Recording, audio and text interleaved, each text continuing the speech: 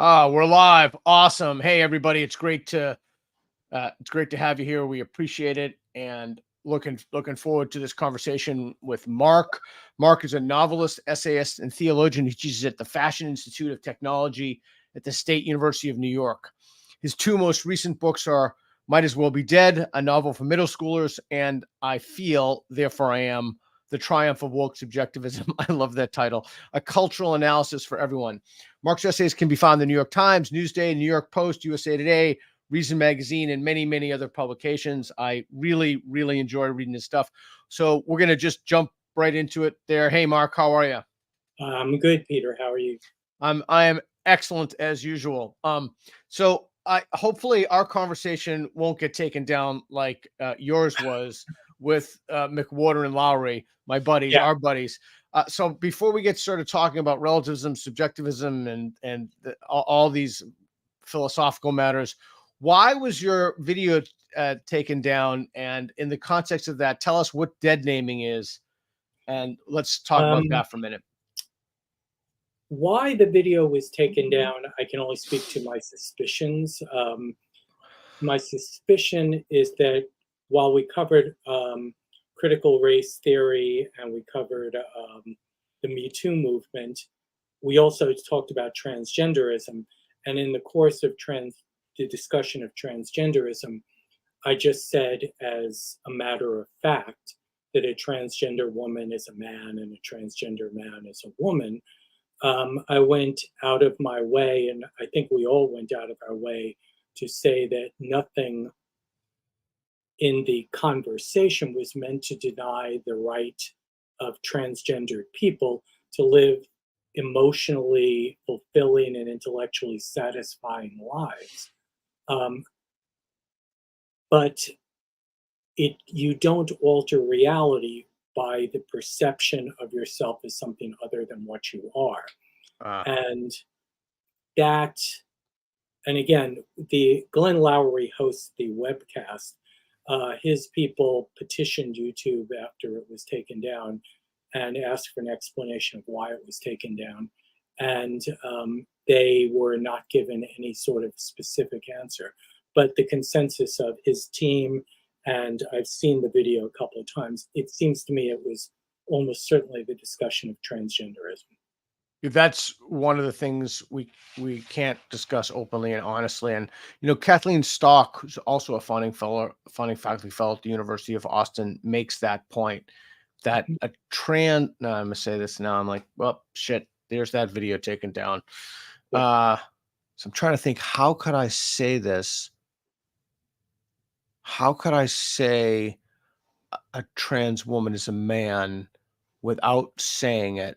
Although, even though I just said it. Yeah. Well, you posed it as a hypothetical, so I think you're in a safe space. So, yeah, so that's the other thing. You have to do a kind of mental gymnastics to get around the censorship of stating a biological fact. Yeah. But yet people state things that are totally insane all the time, and they're not taken down. So there's a kind of a hierarchy of bad if it denies identity, and even the how things coalesce around identity. Speaking of which, Reed, play that clip that Peterson plays about identity that I think is so interesting.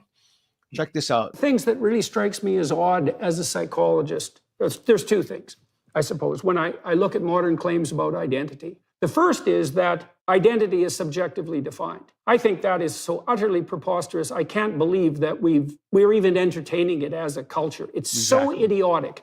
A real identity is actually the ability to negotiate the transformation of your own identity in a social space. It has nothing to do with you subjectively defining your identity. Now, as far as I can tell, the only people who are unable to negotiate identity and who insist upon having it subjectively defined are literally 2 years old. 2-year-olds are too egocentric to negotiate a shared play space. So their identity is subjectively defined, and they're almost entirely hedonistically oriented, which means they run by whim, and they can't play with other children. Okay, so the idea that identity is subjectively defined is utterly preposterous. And it's actually an anti-truth, because if you try to define your identity subjectively, you are a bloody tyrant. and you're going to be an unpopular one too, and you deserve it. But then secondarily, we have this other weird insistence, and I don't know why we've become so demented that we also accept this, that your identity is subjectively defined. But nonetheless, the core element of your identity is some immutable group characteristic. And the one we stress most is sexual attraction. And I suppose the secondary one is something like race. It's so peculiar that your identity is subjectively defined, but it's also boxed into this very narrow set of parameters, which is, well, the most important thing about you is to whom and to what degree are you sexually attracted? Like it just leaves me speechless. Well, it doesn't, but you get my point. Okay, Mark, he said a lot there. I have a lot to say about that. Comments on what he just said? Well, I think the key expression that he used, the thing that I immediately latched onto, is this idea of anti-truth. And I think this goes back to what you were saying before about you can say a lot of things against woke positions, but the identity claims of transgender people are kind of sacrosanct. Yeah. And I think in a way it's because that is the extreme. You know, if the transgender people, the entire case for recognition of transgender identities consists of substituting a subjective impression of yourself for an objective sexual classification. It's not really up to individuals how they are sexually classified. We're mammals. That means each of our bodies are configured by our DNA to produce either male gametes, sperm, or female gametes, eggs. Whether we've actually produced them or not, each of our bodies is configured that one way or the other. There's no middle option. There's no such thing as non-binary, except as a subjective impression. And the demand to substitute gender identity, which is undetectable, it's entirely subjective, and it can't be falsified. The demand to substitute that for what is empirically determinable in every single case by genetic researchers. If you want to know whether you are biologically male or biologically female in terms of your sexual classification, geneticists can tell you that 100%. Okay, so I'm gonna push back from the point of view of somebody who believes this stuff. Mm-hmm. They would say that, and you see this a lot in fat studies. They would say that medicine itself is a narrative, and medicine is, and not only medicine, but genetics, evolutionary biology. These are meta narratives. These are grand narratives, stories we tell ourselves. You know, they pull a lot from Derrida in that. So these are meta narratives, stories, but we don't accept these stories. We accept the stories in which the primacy is not on something that dead white men and tools that have enabled patriarchal systems to uphold, but we are then taking the power away from that and empowering ourselves with our own stories and our own narratives. And so that's how we get, I'm thinking about that read, I'm thinking about that woman who kept talking about her being non-binary at the confrontation at PSU video. So the idea is that you want to undermine a system, a meta narrative, by saying that this is all just a story, and my story is just as good as that story. What would your response to that be? Well, I think that's why I latched on to the term anti-truth in what Peterson said. Truth, traditionally, going back to Aristotle and even before Aristotle, is a correspondence between what I believe and a reality that exists independently of what I believe. That's the standard definition. So if I say Columbus sailed to what would later be called America in 1492, if Columbus did in fact sail to the New World in 1492, then my statement is true. So you have two elements in it. You have the belief and you have reality. You try to bring your belief into correspondence with reality. Right. Because reality is the senior partner. The postmodern challenge to that, and that's really what all of this stems from, is to say, no, truth is not a correspondence between reality and belief, because reality doesn't exist independently of language. So what truth is it's a sort of fluid linguistic consensus that we all are pushing back against. And depending on the amount of power we have, we can move the needle one way or the other. And our narrative, which is no longer has anything to do with correspondence with reality, our narrative supersedes your narrative because we have more power than you do. And once you do that, that's right. You're opening the door to relativism. Okay. So, God, there's just so much going on in this conversation. Sorry. No. It's good. It's just that when we listen to these are complicated ideas, and I want to make sure that they're just super clear to everybody. And we're throwing out some fairly high level, not super high level stuff. Let me see if I can approach this in another way. If you think about the 1619 project, right? Okay. The 1619 project, Nicole Hannah-Jones actually says in defending it that what we are trying to do is not to come up with a more accurate history, that is one that more closely corresponds with reality. We are attempting to replace one narrative with another. In the Me Too movement, the stories that women tell themselves are expected to carry a weight that may not be sustainable with reference to reality.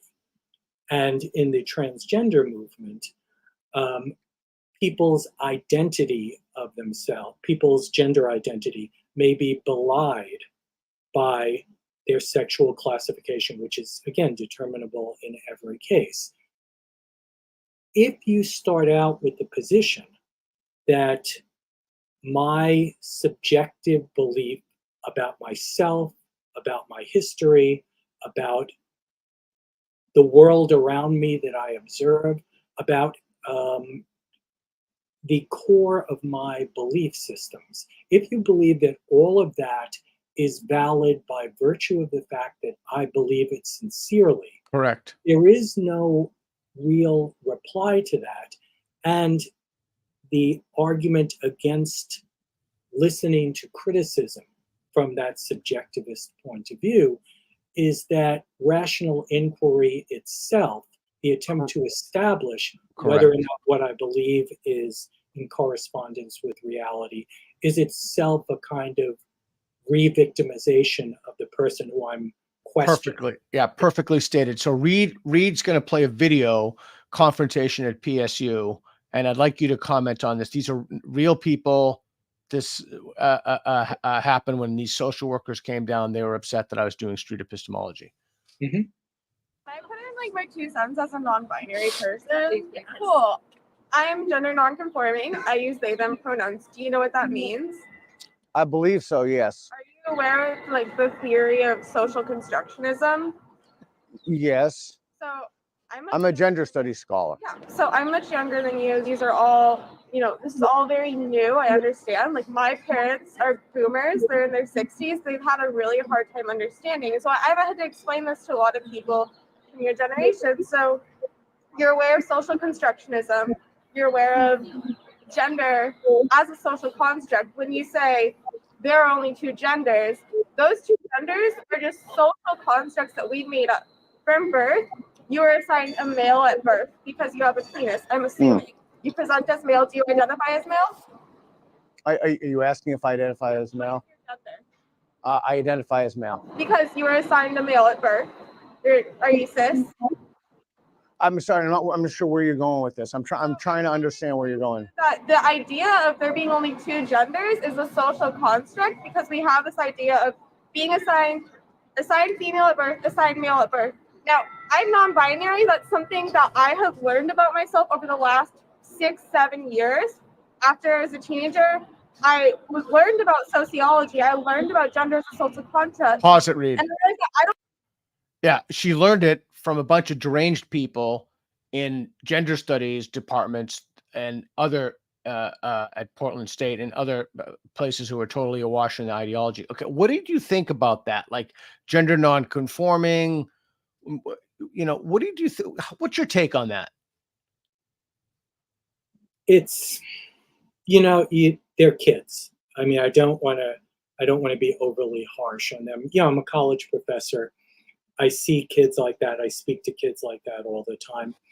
And there is a gullibility among them that if one of their professors uses large words and seems to be respected in his particular field, there's never thought given to whether or not the field itself has deep problems, has deep structural problems in it. When somebody, and I also think, and this comes out of the exchange that you just showed, it's important to keep the two terms separate, distinct. Sexual classification is determinable in every case. If you care to go looking, you can find it. Gender identity, which is what she kept referring to, there's a sense in which she's right. It's undetectable, it's mystical. I would not be the one to tell her that her self-perception of herself is erroneous. It's just that it doesn't correspond with reality if that's your test of truth. Okay, so in your book you talk about, and correct me if I'm wrong, you talk about the absurdity that results in linguistic constructions of basic concepts like man and woman. Yeah. So you think it's compassionate to indulge people's subjective gender identities? No, absolutely not. I think there is a compassion in slowly trying to disabuse them of the belief system. But at a certain point, you don't want to just be the guy. And again, this is the kind of comparison that gets you thrown off YouTube. If the schizophrenic comes over to you and starts talking about the voices he hears, I don't think it's compassion to tell him that the voices he hears inside his head really exist outside his head. But I also don't think it's compassionate to just talk to a schizophrenic and say, you're nuts. I think there's got to be something that brings someone who's suffering a mental health crisis out of his delusional state and starts orienting him or her, and those are the only two possibilities, back towards reality. Okay, so let me ask you a question, and maybe this question, I really truly don't mean this to sound dickish. Yeah. I'm very sincere when I ask the question. Why would compassion be the best approach or the best stance or the best posture when dealing with delusional people? I mean, go ahead. Sorry. I was going to say, compassion doesn't mean agreeing with them. It doesn't mean telling them, no, you're right. That is not compassion. And that's why, for example, I will not, while I'll be polite in conversation with a transgender person, I'm not going to go that final yard and say, you are what you think you are. There's no reason to publicly humiliate somebody like that. And it's not a difficult thing to do, to humiliate someone who believes that they are other than they are, or that reality is ordered in a way that it is not ordered. Yeah, I'm not talking about humiliating them. I'm just talking about like if your stance was not compassion, if your stance was just to be honest and forthright with people, and I mean, I didn't do this. I'm just saying, like, as a question to be a tool to help people, and assuming that help is a posture, which I think it is.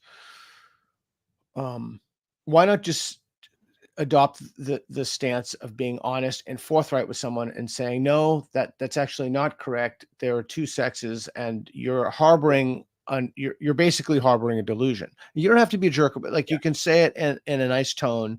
What's wrong with that? I don't think there's anything particularly wrong with that, but I also think you can depersonalize it. If someone is sincerely convinced that they are in the wrong body, then the chances are they are not particularly pleased with the way they are situated in the world and in reality. Rather than confront them about their own identity in that situation, what I would do is I would point them to something like the National Human Genome Research Institute, which is a government institute. On its website, says that one of the differences between identical twins and fraternal twins is that identical twins are always the same sex because they share the same genome. Yeah, I guess I'm just coming back to what we talked about before, is that they don't accept science. Yeah. I mean, they don't even accept the 2 + 2 = 5 in many cases, Harvard University. Well, I mean, if they're not accepting that, there's no possible way they're going to accept chromosomes. I mean, you could literally take 2 cups, put them next to each other. You got 4 cups. I mean, I'm not sure that's going to. I think that goes back to your original question about why this particular issue is so sacrosanct. If you can get people to agree to something that is false, to acknowledge as true something that is false, then everything after that ultimately doesn't matter, because you're already lost. You're already saying that you have two allegiances, to the truth and to people's feelings. But when they come into contact, when they butt up against each other like this, I'm going with people's feelings. Correct. And at that point, there's no going back. If you accept that when people's feelings are hurt by truth, meaning the correspondence between belief and reality, therefore I am going with people's feelings, you can't, the person at that point becomes the player who won't step up to the chessboard. There isn't really a way to convince them.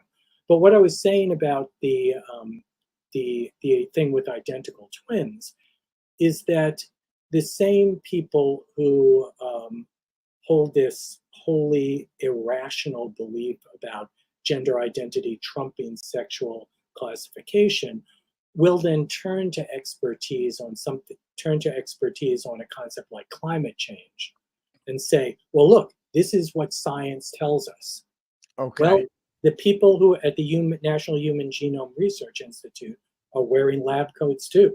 They're scientists. They are saying that identical twins are always the same sex.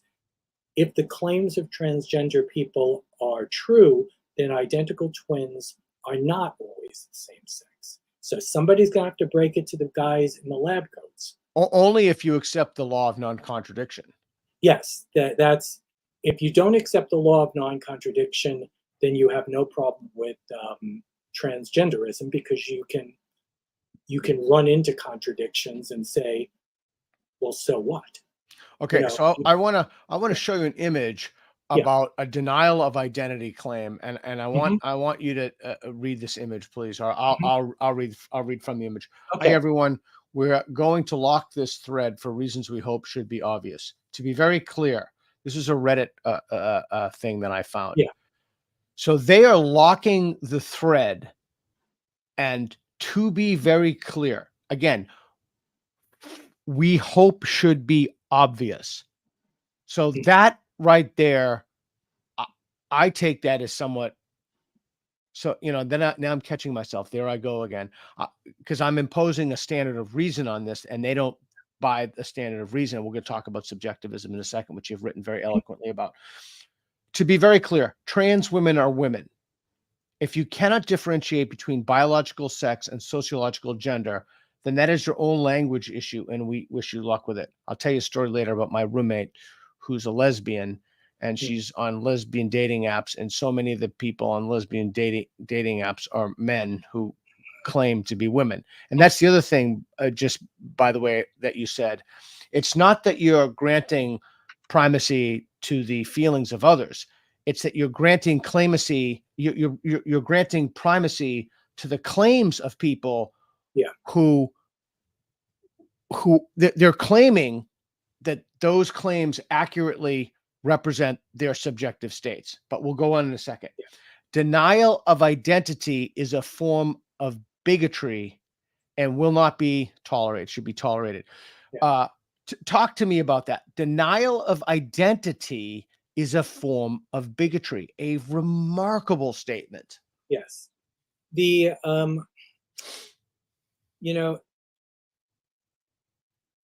I think that once you've departed from rational inquiry, which involves the law of non-contradiction, obviously, once you've departed from rational inquiry, then publicly debated claims become a matter of power differentials.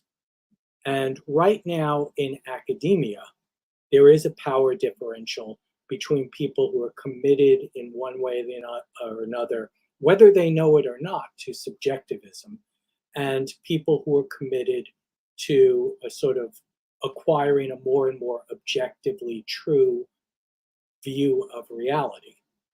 The problem that academics are facing right now, and I've just recently retired as a full-time professor, so I'm sort Congratulations. Thank you. I'm on the out looking in. One of the problems that people who want to maintain a more traditional correspondence theory view of reality and truth, one of the problems they're having is that subjectivism is infiltrating what were formerly entirely objective fields. I tell this story in the book, or in some piece I wrote about the book before it got published, about a faculty member at FIT getting up at a meeting and sort of hopping mad and saying that queer theory has deconstructed the idea of objectivity. And, I'm kind of sitting in my seat rolling my eyes at this.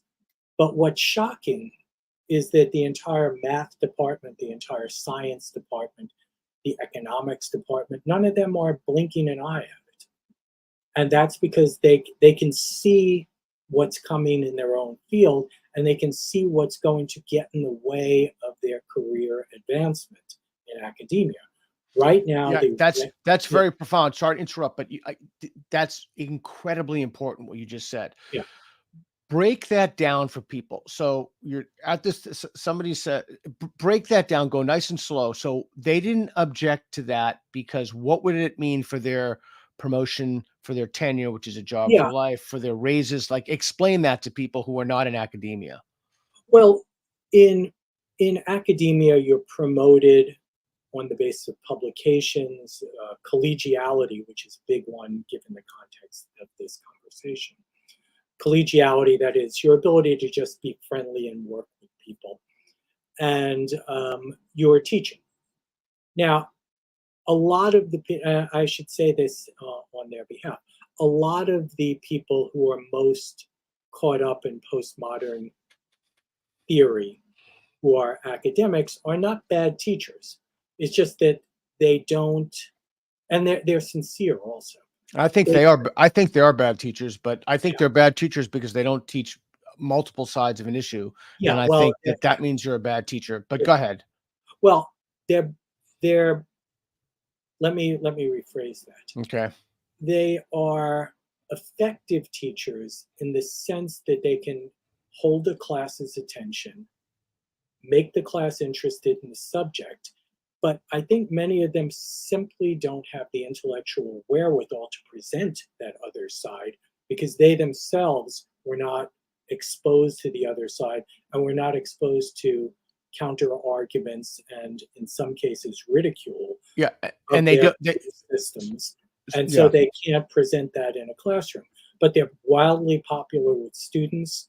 And they're popular with students because they're telling students that what they are moved to believe is justification of that belief in itself. That is, if something feels good to believe, there's no reason to be moved off of that belief by any sort of objective evidence that somebody will throw at you, because objectivity itself has been deconstructed by queer theory, if you go by my former colleague's claim. Wow, I mean, there's a lot. once you've crossed that bridge, there's no going back. You can't then say, well, no, this is objectively wrong, because the response is always going to be, well, who's to determine what objectivity is?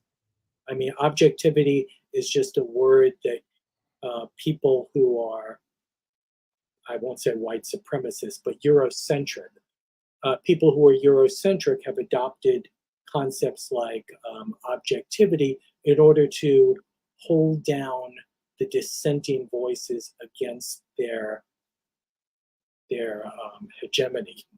Yeah, I often wondered if you just start grabbing someone by the throat and punching them in the face, and then tell them this is your subjective reality, and if they say anything, you just say, well, the Native Americans did it. I mean, I wonder. So there is a limit. If Native Americans do it, if truth is not a correspondence between belief and reality. Well, yeah, because then I could just claim that Native Americans did it. Yeah, but is the claim that a man becomes a woman by sincerely believing that he's a woman more ludicrous than saying that the Aztecs never murdered anybody? I mean, once you've taken that first step, why not go the whole 9 yards? Right. So the other thing is, I put out a tweet that said something like, it is worse to believe, the whole woke stuff. I can't remember the exact, that a man has become pregnant or something. And that's just changing the meanings of words, than it is to believe that a man walked on water or someone walked on water. It seems to me that there are degrees of stupid, and there are degrees of being wrong, and there are degrees of things that do not correspond to reality. I know it is not raining elephants outside right now. Like, so it seems to me that there are degrees of this stuff. But one thing that's emerged, boy, I could really talk to you for hours and hours. One thing that's emerged from the conversation that I'd like to talk to you about, you've written a lot of stuff about relativism, and you've spoken a lot about subjectivity and subjectivism. And I'd like to, if it's okay with you, I'd like to talk about those two subjects, because I think they're so important, and people truly don't grok. Not only do they don't grok, they don't even understand, because they think, relativism or subjectivity or subjectivism, these are just, this is just pedantic. These are just words that, people with the elbow patches, those, the stereotypical professor, these are just words that, you use in grad school. So this doesn't really apply to us. So I was wondering if you could do two things, please. If you could define relativism, and then if you could define either subjectivism or subjectivity. And let's start with relativism, please, and then subjectivism or subjectivity. Well, in some ways, I think it might be easier to go in the other order. It might be easier. Okay. Subjectivity is simply the idea that my beliefs, which may or may not correspond with reality, are not only justified, but true because they are true to me. It's the concept of, I have my truth, you have your truth, and we can negotiate, but the outcome of that negotiation is going to be unrelated to the reality of the situation. It's simply a matter of, if I have the power to persuade you, or if you have the power to persuade me. And that persuasion doesn't have to refer back to reality. It can just be the passion in my voice, or it can be the tears in my eyes. If that moves you off your position, then I'm winning the debate. Subjectivism is simply the idea that my internal belief system becomes true by virtue of my believing it. And the more people I can convince of that my internal belief system is something admirable and something charismatic, then it's almost counterintuitive to talk about it this way. Then my subjective belief system becomes truer with each convert. Okay, so let me ask you this question, and I Okay, realize, yes. yeah, I realize that I'm doing something that they don't do, which is engage in conversation and discourse and dialogue. So I realize that there's a problem in the very fact that I'm asking you these questions. But let's say that somebody doesn't feel well. Maybe they got a pain in their stomach or something, and so they go to the doctor. So right then and there we have a problem because right, because there's some objectivity there. But anyway, they go to the doctor. The doctor refers them to a GI doctor, specialist. They scope them, they colonoscopy, the whole works, blood tests, urine tests, fecal tests, everything, and by every determinant they have colon cancer that's metastasized, and it's grim. Yeah. What if they told themselves, I mean, how do they respond to this just 101 ultra basic objection? You telling yourself that you do not have cancer does not make it true. You telling yourself that you're not going to die from colon cancer is unrelated to the truth of the matter. What's your take? I mean, what would the response be to the person who buys into this insanity? Well, the response, the cruel response would be just wait a couple of years and they're going to be gone. The idea that you would look at you can look at the charts, see the cancer in the x-rays. But that's just a narrative. Yeah. That's just a story. Why should I believe that story? If you believe it's just a narrative, then it may be that you live out your few remaining days convinced that you're going to get better. But the ultimate reality check is going to be if you die. But the thing is, if you die, you can't be reached for, the comment of, oh, that the doctor who examined me objectively, I guess he turned out to be right. You're gone at that point. Again, I guess the phrase that we're kind of dancing around here is invincible ignorance. And there is some aspect, actually, I won't say some aspect, a core aspect of subjectivism is that it's invincible. That is, you can't, once your interlocutor has said, you can point to a contradiction in what I'm saying, you can point to empirical evidence that contradict the claims I'm making, but I'm still talking about something that's true. Once somebody has staked out that position, there really isn't a response except if you're of a mind to do it, to ridicule them. Okay, you can do that. It's easy enough to do. Okay, so going back to the former example that I gave, doesn't the fact that they went to the doctor in the first place beg the question that it's not invincible? Right? I mean, the very idea that they went to the doctor means that it's just linguistic behavior, and they don't actually believe that what's true for them is true, right? Yeah,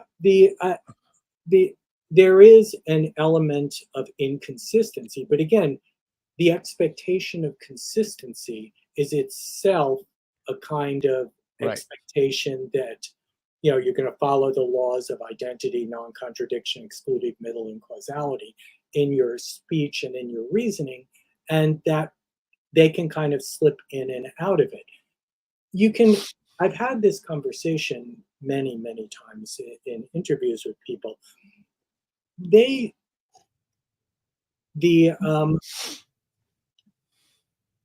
In talking to transgendered people, they will constantly bring up, chromosomal anomalies or people with birth defects where you look at their anatomy and it's unclear at certain angles whether they're male or female. Now, they in reality, again, to use that word, they are either male or female. and you can again look at their genome and know 100% of the time whether they are sexually classifiable as male or female. But they will bring up these anomalies and say, you see, intersex exists.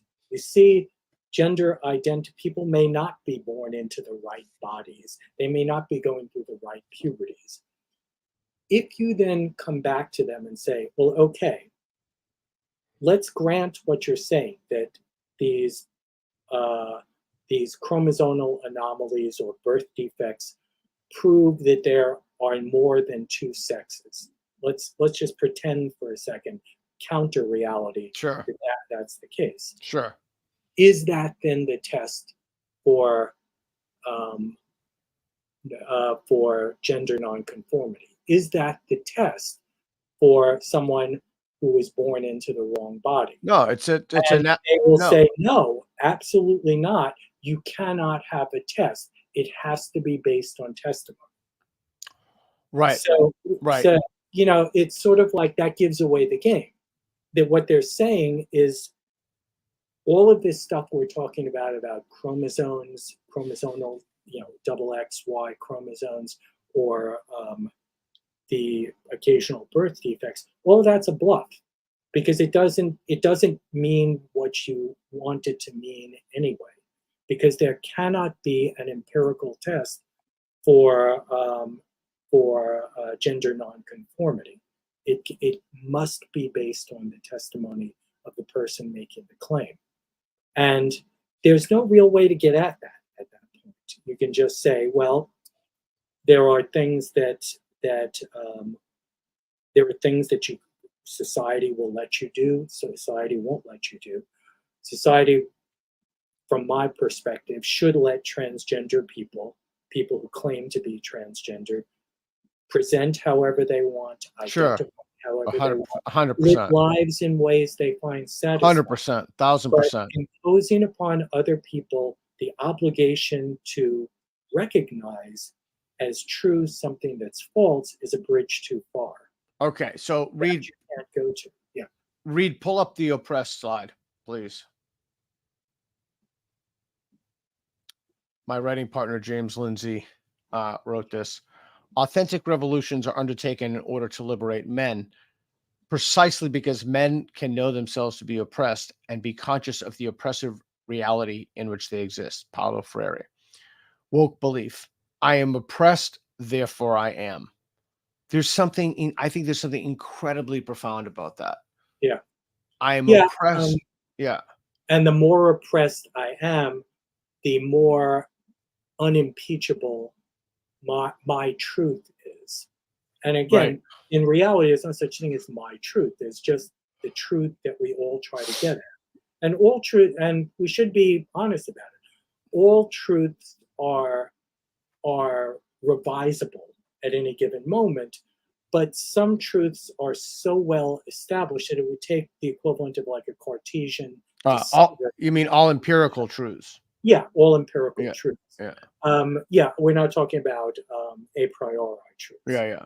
All empirical truths are subject to reinvestigation, reanalysis, and they're always contingent in light of new information. But some of it is so well established that you'd be saying that you'd be on the same road that Descartes was on when he was saying, I don't believe God would deceive me about the reality of this world. So this may seem unrelated, but it's not. But Mark, yesterday was my birthday. Mm-hmm. Happy birthday. Thank you very much. Thank you very much. I was 57. It was a very nice birthday. I did jujitsu and I ate sushi and I went to the dentist. But anyway, it's a full life, isn't it? Yes. It's that's what you do for fun when you're 57. But you discharge your obligations. But anyway, I'm telling you that because my son, who's home now, got me a present. The present was he gave me a bunch of, I wish I had them up here, but they're upstairs. There are a bunch of buttons, but one of the buttons was I am an ally, and the other button was, which I think Churchill had that in World War II. that's right. That's right. The other button was I am valid. And I found that to be fascinating. Yeah. And I'm gonna start wearing that all over the place. The fact that you would wear that on the fact that there would even be a button for that means that you think you're not, and that you have to show people you have to kind of either convince yourself or attempt to convince other people, or I mean, it's a fascinating, Yeah, well, it's kind of related to the people who wind up cornering elected representatives and screaming at them, "You're telling people I don't exist." right. Yeah, Right. nobody's saying that anyone doesn't exist. I mean, here you are screaming at me. Right. What I'm saying is that you're not what you believe you are. In the Correct. case of transgenderism. Yeah, and then the question is, so again, what do we do about that? But I wanna go back to this idea of subjectivity and relativism. Yeah, I'm Because I sorry. think no, you have nothing to be sorry about. I just wonder. I just talk about whatever I think about. I almost exclusively use these conversations to kind of just talk about stuff that I'm thinking about anyway. So Reed, would you please cue up the thing? So I did this in Romania. It's a Spectrum Street. Have you watched any of the videos I've done? The street epistemology. We put the people. I've watched a few of the street epistemology. I admire your courage for doing that. Oh no, it's pretty easy. No, almost no one ever griefs you. If you think if you think we're courageous for doing those, wait until you see where Reed and I are going to go next. I can't Well, talk about I it. But see you're holy moly! already in Transylvania during the daylight, so that took. Yes, that's true. That's true. Okay, Reed, play this, and then we're going to ask Mark to give his opinion. We should not judge other cultures. 3, 2, 1, move. All humans are humans, all culture are culture, we are equal, and that's all. What about the countries in which they don't let girls become educated? That's a mistake. But you're standing on the agree line for we should not judge other cultures, and you just judged another culture. Okay. This is a tough one. Okay, so disagree, I guess. Is that enough for you to move? No.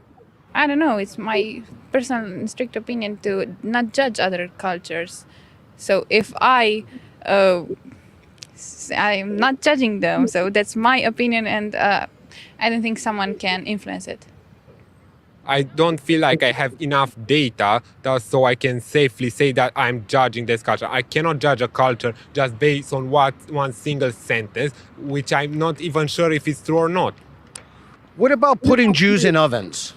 Okay. Should we judge them, the other cultures who do that?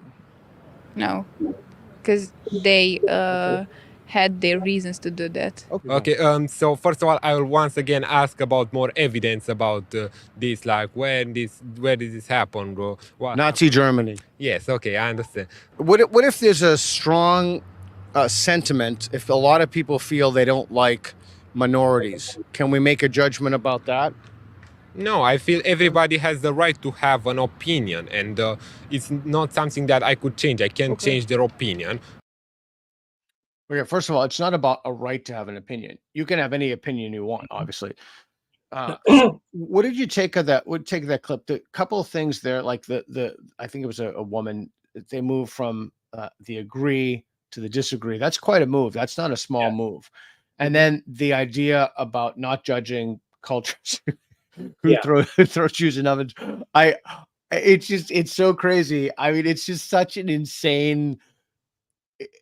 I mean, I don't even know. Okay, so I could talk about that for an hour. So, like, what were your takes on that? Well, I actually have another version of that I did year by year in my classes.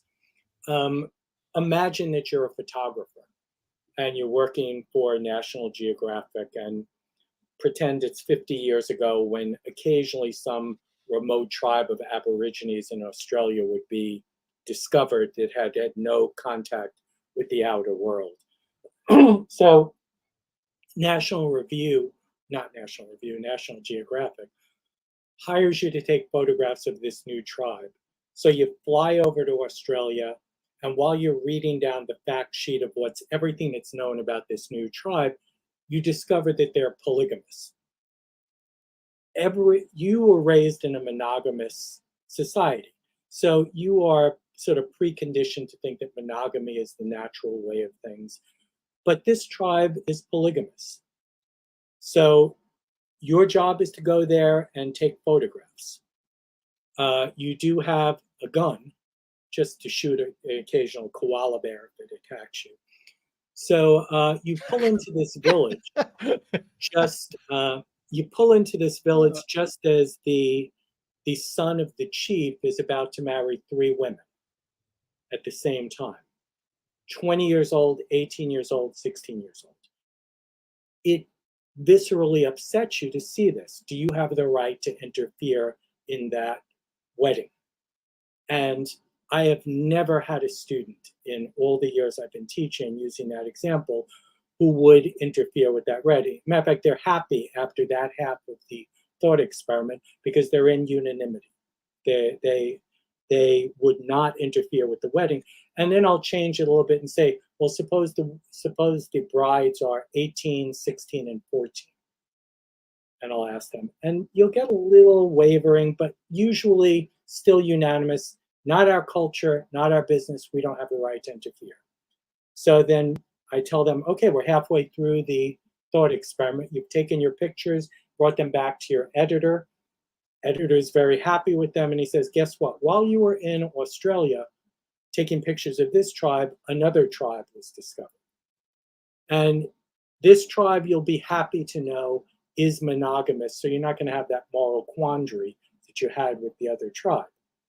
So you fly over to Australia again, you take the roads as far as they go, then you hike to the village. But you discover when you get to the village that in this tribe, they practice child sacrifice. Same situation as before, except now the issue is not monogamy versus polygamy. Now the issue is child sacrifice. Do you interfere or not? You can move people off relativism by giving them that example, because as much as we want to be big-minded and say one culture's way of doing things is rooted in their history, we don't really have a right to go over there and dictate their history. If they're doing something like sacrificing a child, that big-mindedness, that open-mindedness, runs headlong into our just gut instinct to protect a child from being murdered. Yeah. And at that point, relativism becomes difficult to sustain. Okay. So no, to go on at length. No, I interrupted. Just in a way that just reinscribes what you indicated in your video. Okay. Let's go. I'm going to run with this. Yeah. So first scenario. So you've been raised as some kind of uber monogamous or something. Yeah. You go, everybody's cool. I can't remember the ages, but in 16 was in the second scenario, it was age 14. Yeah. But what if it was like 18, 12, and 5? I mean, you could just tweak those where you went down.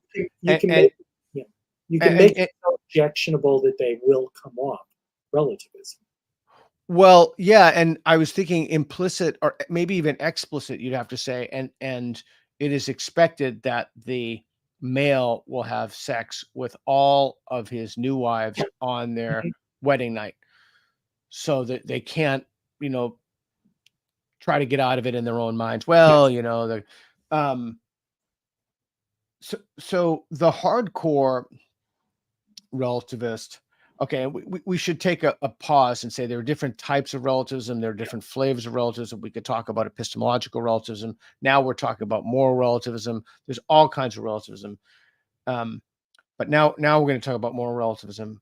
So is the idea with that and child sacrifice, et cetera, is that everybody has a line?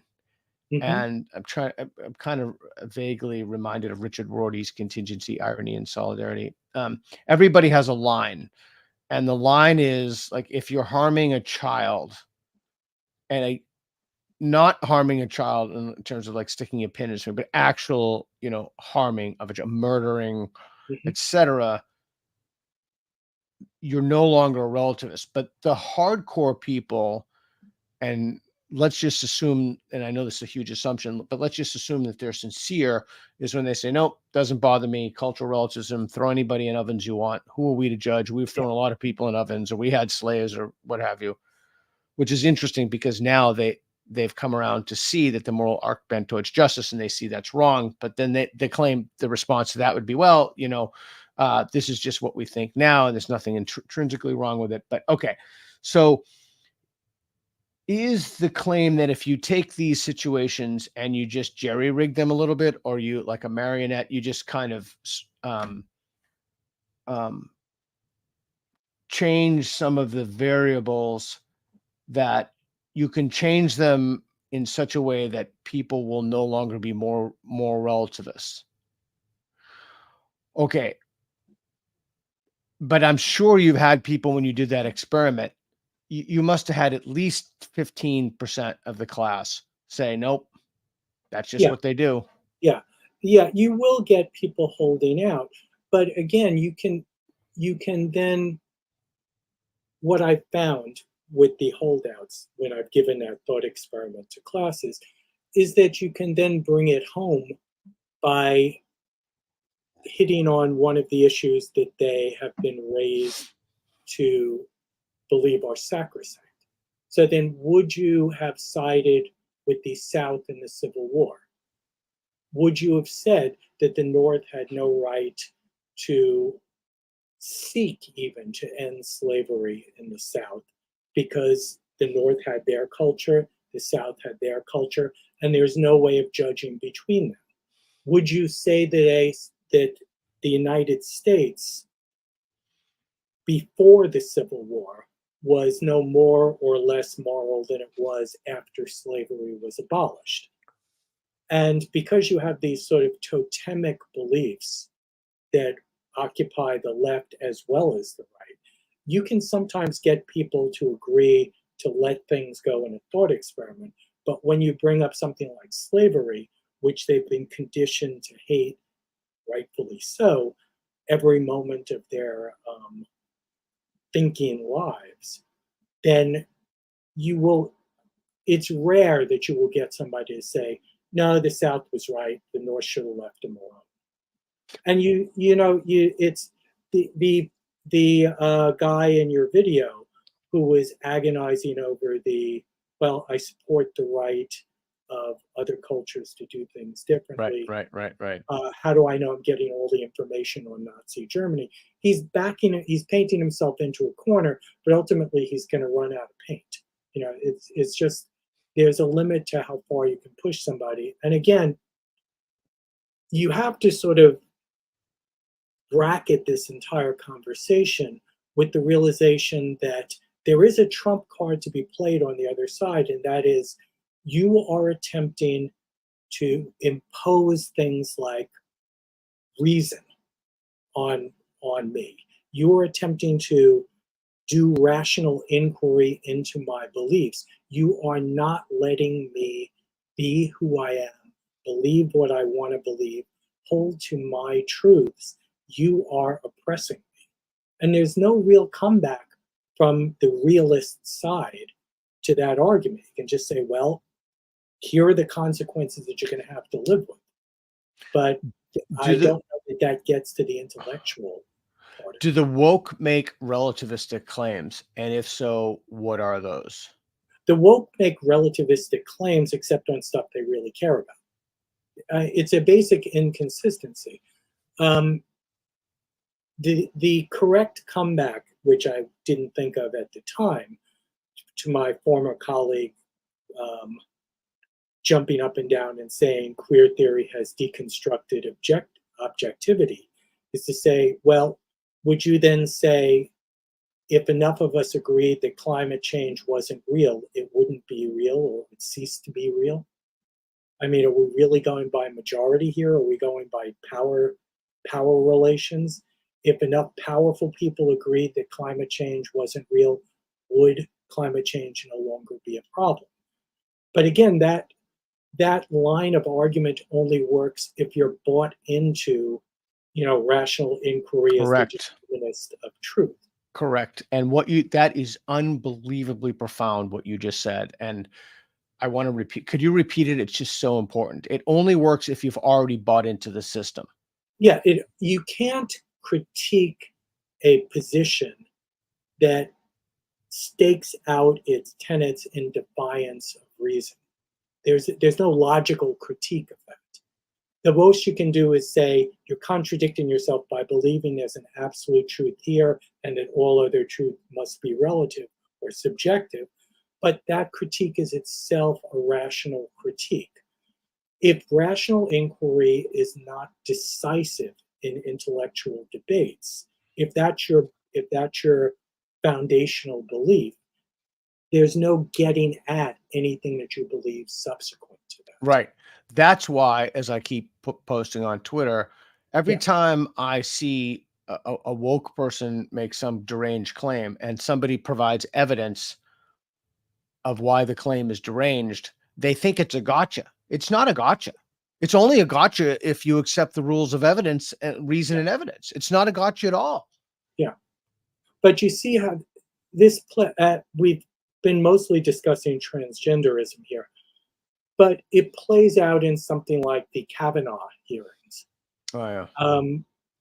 Going by the objective evidence, there's nothing verifiable to indicate that Christine Blasey Ford has ever made the acquaintance of Brett Kavanaugh, let alone that he ever laid a hand on her. They have mutual friends. They lived in the same place at roughly the same time. But all the objectively verifiable evidence in that accusation points to the reality that Brett Kavanaugh never laid a hand on Christine Blasey Ford. To this day, more people believe Christine Blasey Ford than Brett Kavanaugh. And that's dangerous, only because we've had 4 to 5 years to think about it. So the passion of the moment has come and gone. And yet people are still willing to ignore the facts of the case. Yeah, it's kind of like they bought into the believe all women thing. I bet you, this is my bet. I don't know this. I'm speculating, but I would bet with odds. The people who believe it fall on one side of the political spectrum, and the people who don't fall on the other. And it's unhealthy that would be the dividing line. I mean, it's in a way it's healthier than having politics divided by race or religion, but to have that kind of to have that kind of epistemological breach running down the center of politics is not an ideal situation if you want to have intelligent conversations about politics. That's why politics has degenerated into a lot of screaming on social media. It's because just from an epistemological standpoint, the two sides are just standing on islands hurling insults at each other. Yeah.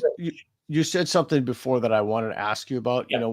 So you taught religious history. Congratulations on retiring. Mm-hmm. I'm very curious about as to your view of religion and woke ideology.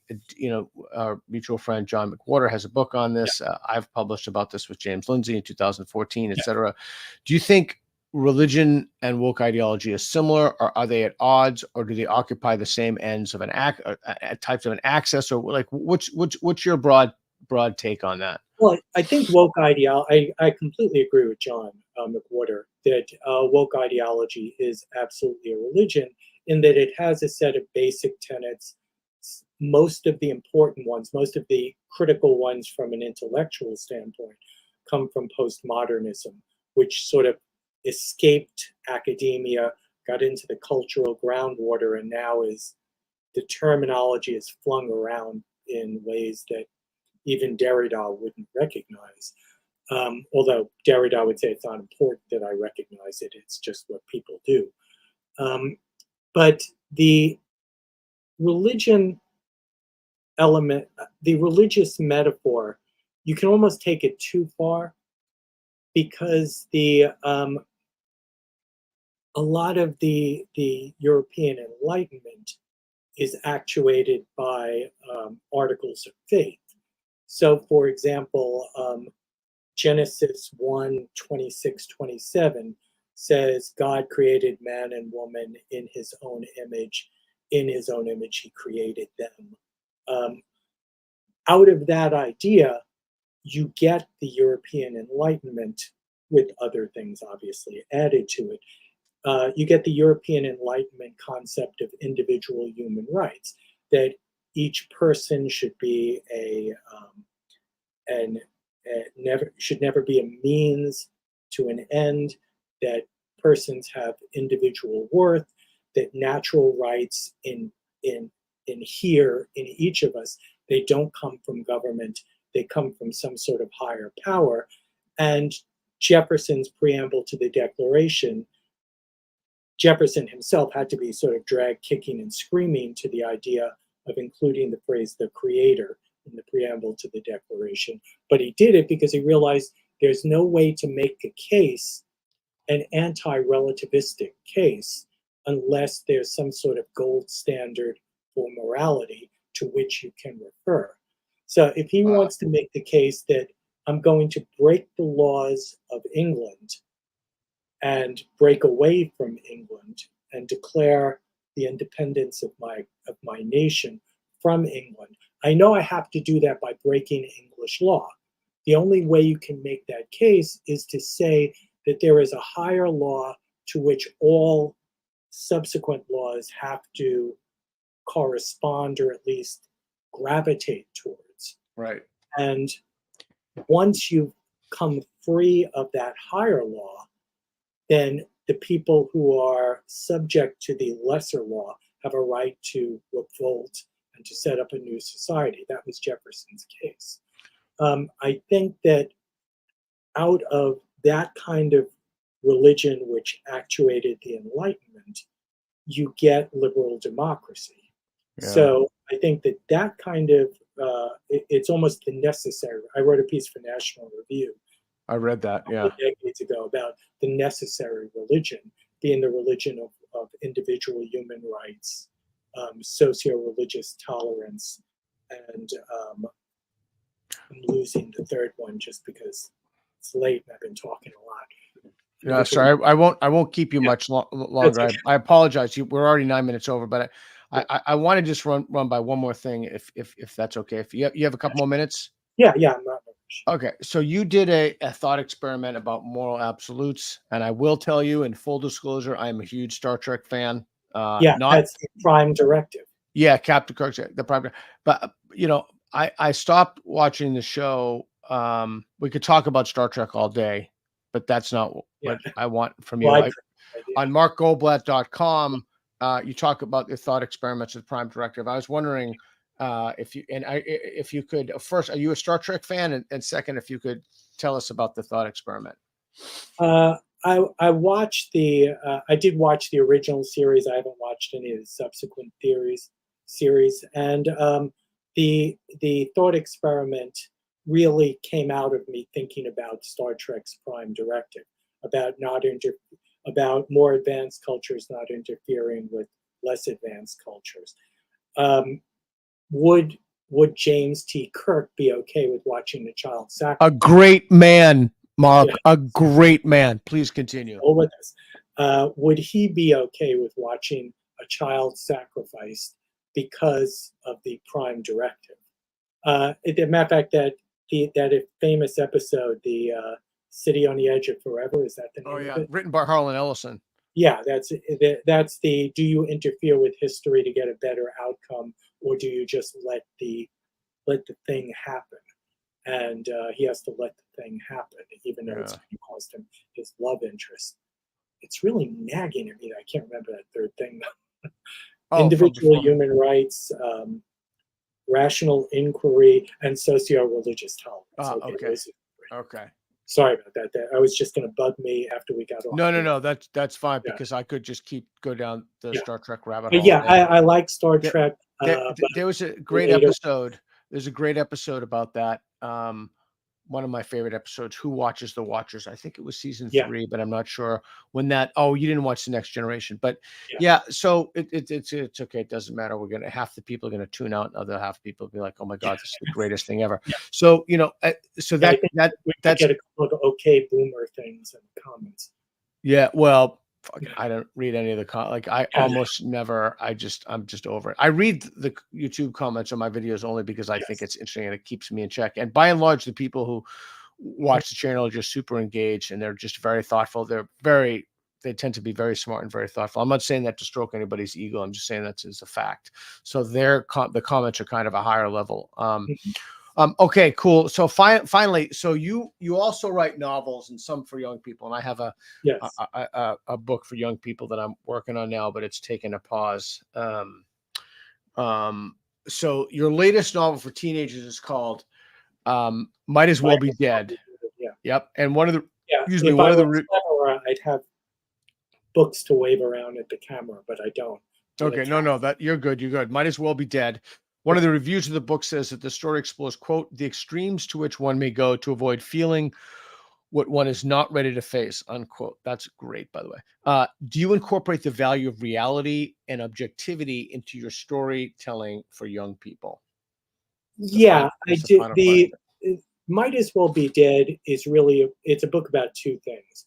It's a book about mental illness. There's the narrator of the Might As Well Be Dead is a 13-year-old boy named David Salmon, and he has gone through a trauma of his mother picking up and leaving, and he's having emotional difficulties at home and in school. His life is falling apart, and he begins to, for reasons that people in baby boom would probably know, to hallucinate the ghost of John Lennon. And over the course of his adventures, over the course of his adventures with the ghost of John Lennon, whom he calls Winston, we gradually come to the reality of what David has gone through. In other words, David himself is not prepared to tell the reader the full extent of the trauma that he has faced. And the entire plot of the book is the John Lennon character forcing David into situations where the truth is going to leak out. And I wanted to write it so that adults would like it. Yeah, I wanted to spend time with John Lennon because he was an idol of mine. But I also wanted to portray a kid in emotional crisis who was trying to come to grips with reality, but can't bring himself to do it until there is some sort of breakdown at the end. Interesting. Yeah.